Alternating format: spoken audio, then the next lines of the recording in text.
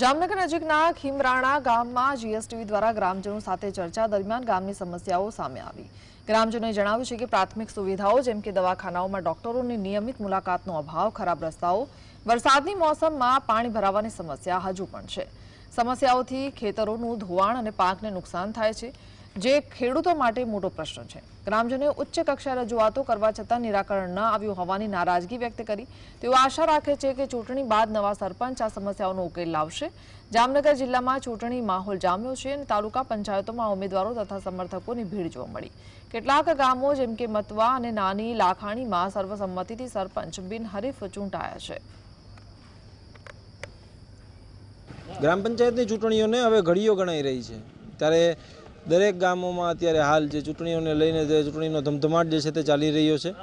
ખાસ કરીને આખરે ગામડું હોય છે, એટલે કે જે ગામડામાં જે થયેલા જે વિકાસ કામો છે કે ગામડામાં શું સમસ્યાઓ છે તે જાણવાનો પ્રયાસ જીએસટીવી જે સતત કરી રહ્યું છે, એક બાદ એક ગામની મુલાકાત લઈ રહ્યું છે। ત્યારે જામનગરના નજીક આવેલા જે ખીમરાણા ગામ છે તે મુલાકાતે ત્યારે હાલ આપણે જીએસટીવીની ટીમ જે છે તે પહોંચી છે। ગામની શું સમસ્યા છે, શું લોકોના પ્રશ્નો છે અને ક્યાં ક્યાં વિકાસ કામો આટલા વર્ષમાં થયા છે તે જાણવાનો પ્રયાસ જે છે તે કરીશું। આપણી સાથે ગ્રામજનો ઉપસ્થિત છે, તેમની સાથે વાત કરીશું। કેટલા વર્ષ જૂનું આ ગામ છે, અંદાજે કેટલી વસ્તી છે અને શું વિકાસના કામ અહીંયા થયા છે અને હજી તમને શું લાગે કે શું થવું જોઈતું હતું ને નથી થયું હજી? ગામને આ ઘણા વર્ષો પહેલાં જૂનું છે। ખીમલપર નગરી કહેવાતી અહીંયાના ખાડી અહીંયા સુધી આવતી હતી અને અમારે એક મહાદેવનું મંદિર છે, ત્યાં સુધીની ખાડી, દરિયાઈ ખાડી આવતી હતી, ત્યાં કળાઈ પણ છે।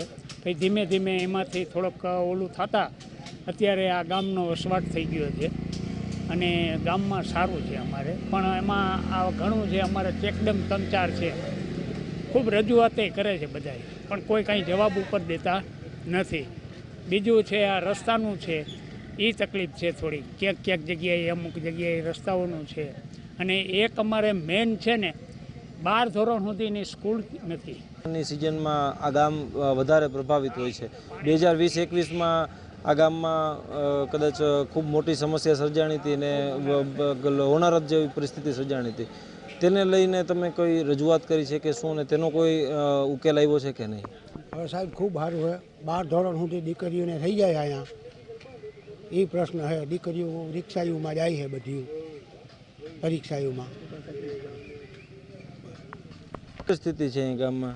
ખેડૂતનું ધોવાણ હતું થોડા જાજુ, નદીના કાંઠા હતા, બાકી પછી ઓલીકોરનું પંચાયતોમાં ચાલતા હતા, પરંતુ આ વખતે જે ગ્રામ પંચાયતોની ચૂંટણી આવી છે, લોકો નવો આશાવાદ લઈને બેઠા છે કે હવે કોઈ પણ જે નવા સરપંચ ચૂંટાઈને આવશે તે આ તેમની સમસ્યાઓનો ઉકેલ લાવશે।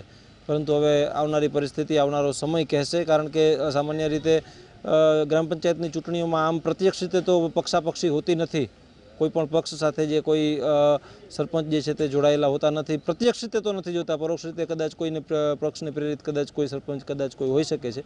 પરંતુ ત્યારે હાલ જે ગામની જે પરિસ્થિતિ છે તેમાં જે લોકોના જે પ્રશ્નો છે તે વહેલામાં વહેલી તકે ઉકેલવામાં આવે તેવી અત્યારે હાલ ગ્રામજનો માંગ કરી રહ્યા છે।